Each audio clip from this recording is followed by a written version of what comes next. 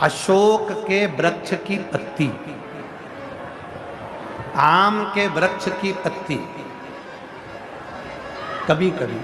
अशोक के वृक्ष की पत्ती और आम के वृक्ष की पत्ती की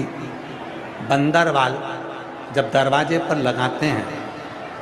जब कोई ने कह दिया कि तुम्हारे यहाँ तो रोग ही रोग है, सास बीमार पड़ती है, कभी बहू बीमार पड़ जाती है, कभी पोता बीमार पड़ जाता है, कभी पोती बीमार पड़ जाती है, कभी घर में ये परेशानी, पैसा तो आता है,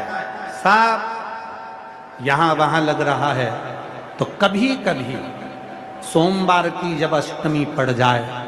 और सोमवार की अष्टमी के दिन यदि अशोक के वृक्ष की पत्ती और आम के वृक्ष की पत्ती की बंदरवाल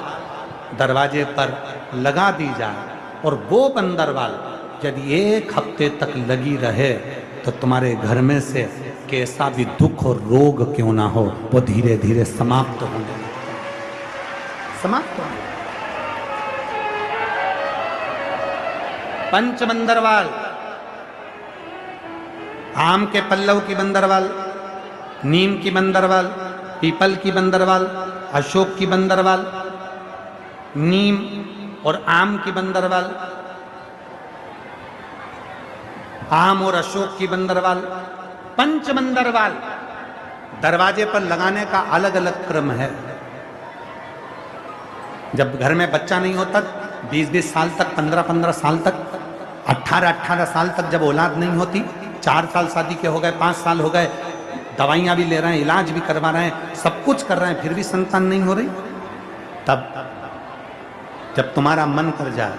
तुम्हारी इच्छा कर जाए, तो पीपल का पत्ता और आम का पत्ता, इन दोनों की बंदरवाल प्रदोष के दिन अपने घर के दरवाजे पर बांधना चालू कर दो। एक प्रदोष से दूसरे प्रदोष तक वो बंदी रहना चाहिए, फिर वो ठंडी करो, दूसरे प्रदोष से तीसरे प्रदोष तक बंदी रहना चाहिए। ऐसा जब 4-5 प्रदोष तक वो बंदरवाल बदलती रहेगी तो निश्चित है